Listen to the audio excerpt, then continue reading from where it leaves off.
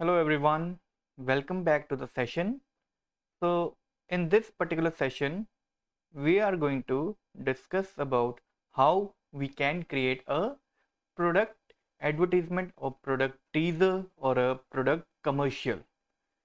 In the previous advertisement, what we have done is we have given the advertisement of a particular brand, and talking about that particular brand, we have discussed how storytelling, how storyboarding can really help us out in creating out a particular advertisement. Now same we are going to follow up here in Adobe After Effects for a product advertisement or a product teaser, where we are going to discuss about how a specific product needs to be showcased for the audience. And now, starting with the particular advertisement or the teaser, right, we have to always analyze that what our product is all about. So after analyzing our product, we have to go through certain things which are required for our particular animation. We can do the storyboarding, we can do the storytelling. Now in this particular case, storytelling will be a little different from what we have done in the advertisement video in Adobe Premiere Pro. In that particular case, we have created a story that how our particular journey of the character will be showcased, how that particular narration should be created, right? So now for any product or services, we are going to discuss about in detail, right? For example, जब भी आपके पास कोई भी नया product launch होता है, तो उसके आपने देखा होगा कुछ प्रमोशनल वीडियोस हमेशा रिलीज होते हैं, where they actually pulled out a teaser for their product, right? अगर आपने ये वर्ड पहले सुना हुआ है, जैसे आपने मूवीज के लिए तो बहुत सुना होगा कि okay there is a teaser, after that there is a trailer, right? So ये होते क्या है बेसिकली, इनमें क्या डिफरेंस रहता है एक टीजर और एक ट्रेलर में? तो टीजर को अगर हम, जो वर्ड है इसको मैं डिवाइड करूं कुछ करेक्टर्स में, राइट, एंड जो इसका लास्ट करेक्टर है आर, उसको अगर मैं रिमूव कर दूं तो मेरे पास क्या रह जाता है? सिर्फ टीज, विच मीन कि मैं अपने ऑडियंस के जो दिमाग के साथ है वो खेल रहा हूं, उनको एक तरह से टीज कर रहा हूं by giving them no clue what this particular product is all about और what this particular movie is all about. अगर आप देखोगे कि मोस्टली टीजर में क्या होता है कि जब भी कोई मूवी का टीजर क्रिएट होता है या फिर रिलीज होता है, तो उस पर्टिकुलर टीजर में आपको बेसिक इंफॉर्मेशन दी जाती है, वो भी ज़्यादा डेप्थ में नहीं कभी भी, राइट? आपको रैंडम चीज़ें बताई जाएंगी, आपको रैंडम करेक्टर्स इंट्रोड्यूस करवाए जाएंगे। अब वो करेक्टर भी क्या है, उनका क्या रोल है मूवी में, वो कभी भी रिवील नहीं किया जाता टीजर में। You always keep on thinking that what this particular movie or what this particular product will be all about, right? जैसे फॉर एग्जांपल कोई भी न्यू कार लॉन्च होती है, राइट? कार लॉन्च से पहले आपने देखा होगा कि आजकल उसके भी टीजर्स क्रिएट होते हैं प्रॉपर, जिसमें हम अपने कार के जो विजुअल्स हैं वो फुल्ली रिवील नहीं करते। हम क्या करते हैं, सिर्फ और सिर्फ अपने कार का जो लेआउट है वो आपको शोकेस कर देंगे, या फिर उसके जो फीचर्स हैं उसमें भी डिटेल में नहीं बताएंगे कभी भी, उसमें सिर्फ एक हिंट देंगे बेसिकली कि हमारा ये जो प्रोडक्ट है is capable of doing this thing, but how, right? So that is what all the things are created in particular teaser, जहाँ पे बेसिकली हम अपने ऑडियंस को सिर्फ और सिर्फ टीज करते हैं। अब टीज करने के भी हमारे पास अलग अलग मेथड्स हैं। आप अपने विजुअल्स को कुछ इस वे में डिज़ाइन कर सकते हैं कि जो आपका प्रोडक्ट है वो फुल्ली रिवील ना हो कभी भी, right?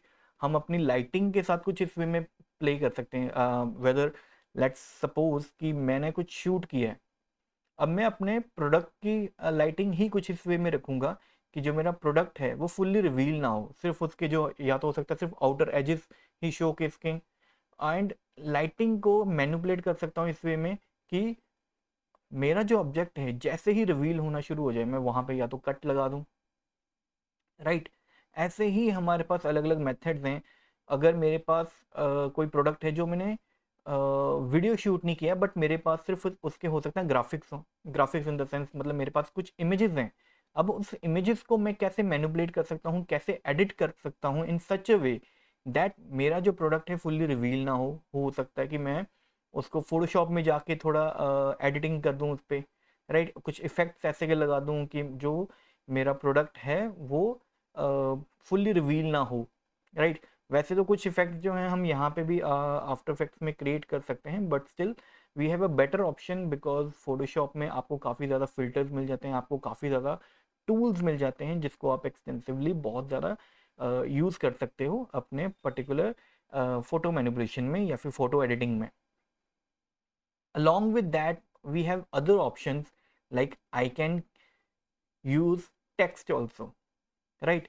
In some cases or in some trailers or teasers, sorry, you might have seen that कई बार क्या होता है सिर्फ और सिर्फ विजुअल चलते हैं और उसी के साथ नेक्स्ट पर्टिकुलर फ्रेम में हमारा जो है टेक्स्ट वो प्ले होता है।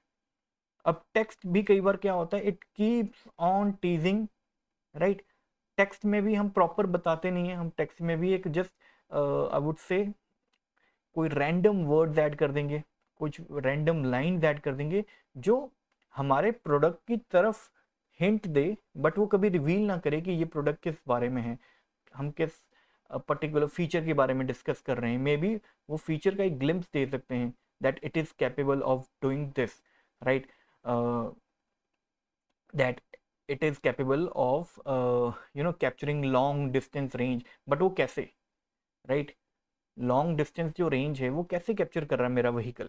क्या मैं इलेक्ट्रिक कर रहा हूँ अपने व्हीकल को, या मैं अपने व्हीकल में जो एवरेज है वो इंक्रीज करके दे रहा हूँ, right. So it keeps on टीजिंग the audience that इस पर्टिकुलर प्रोडक्ट या इस पर्टिकुलर फीचर में क्या हो सकता है। तो टीजर का बहुत ज़्यादा इंपॉर्टेंस रहता है before revealing your particular product, because अगर आपका टीजर अच्छा नहीं है देन प्रोबेबिलिटी ये है कि आपका जो ट्रेलर लॉन्च भी होगा या फिर हो सकता है आपका जो प्रोडक्ट है वो शायद कोई ना देखे या ना उसको प्रेफर करे, बिकॉज हमारा टीजर ही उस वे में क्रिएट हो गया है कि हम अपने ऑडियंस की अटेंशन को ग्रैब ही नहीं कर पा रहे। So in that particular case, you have to make sure that your teaser is teasing well. Then we have trailer where we give a proper glimpse of particular our story और our product, जहाँ पे हम उनको एक idea दे देते हैं कि ये प्रोडक्ट किस बारे में है, इसमें क्या क्या फीचर्स होंगे, right. Same for the movie also. Now here we are going to work on the advertisement of a particular product or service, right. अब जब भी हम किसी प्रोडक्ट की बात करते हैं obviously it is going to have some features in it and that particular features will be counted, right. अब हो सकता है कि मेरे पास कोई XYZ प्रोडक्ट है और जिसके n नंबर ऑफ फीचर्स हैं, तो हमारे पास जितने भी फीचर्स रहते हैं किसी भी प्रोडक्ट के, right, so our first priority is that we have to list out all the features. Let's suppose there are 10 features, 12 features, 15, जितने भी features हैं हम उसको list out कर लेंगे and उसके बाद then we will decide okay which features to show that we feel like okay this is the most important feature or this particular feature should be highlighted because it is going to create more impact on our product, right. सो जो भी features की list हैं आप या तो अपने client से मंगवा सकते हैं या फिर आप एनालाइज कर सकते हैं कि क्या क्या फीचर्स हैं एंड उसके अकॉर्डिंगली आप उसको कहीं पे लिख सकते हैं जो आपको फर्दर एडिटिंग के टाइम बहुत ज़्यादा हेल्प आउट कर सकता है, right. Because again based upon that particular features only you will be able to create some more graphics, right. For example मेरा कोई भी प्रोडक्ट है उसमें कोई भी XYZ फीचर है and now based upon that particular feature there is a probability that I can create a icon for that particular feature, right. So हर एक जो पॉइंट है एक दूसरे के साथ लिंक्ड है, ऐसा नहीं है कि हम कुछ भी क्रिएट कर रहे हैं या भी कुछ भी लिख रहे हैं उसका कोई मतलब नहीं है। जैसे स्टोरी बोर्डिंग में था, स्टोरी बोर्डिंग अगर हम क्रिएट कर रहे हैं तो हमें क्लैरिटी दे रहा है कि हाँ मेरा जो फाइनल प्रोडक्ट है वो कैसा दिखेगा, किस टाइप का शॉट रहेगा, किस टाइप के कैमरा एंगल्स रहेंगे, किस टाइप के कैमरा लेंसेज रहेंगे, करेक्टर का क्या एक्सप्रेशन रहेगा, काफ़ी डिटेल में रहता है, राइट। तो वो कहीं ना कहीं लिंक्ड है। सेम यहाँ पे भी whenever you are going to create a layout for your particular commercial, right? Okay, this is my product and these are certain features. So उन particular features को आप कैसे represent करते हो, right? With the help of the list of the features, I can create the icon, and along with the icon I can decide, okay, this is a specific feature, and to represent that particular feature I can create such kind of animation, or I can create or animate the visuals in such a way that they reflect that particular feature through animation only, right? So कहीं ना कहीं आपकी चीज़ें आपस में बहुत ज़्यादा linked हैं। आप कोई भी पार्ट अगर स्किप करते हो तो हो सकता है कि आपको कहीं ना कहीं इन बिटवीन आपके पर्टिकुलर प्रोजेक्ट के बीच में प्रॉब्लम फेस करनी पड़ सकती है, राइट?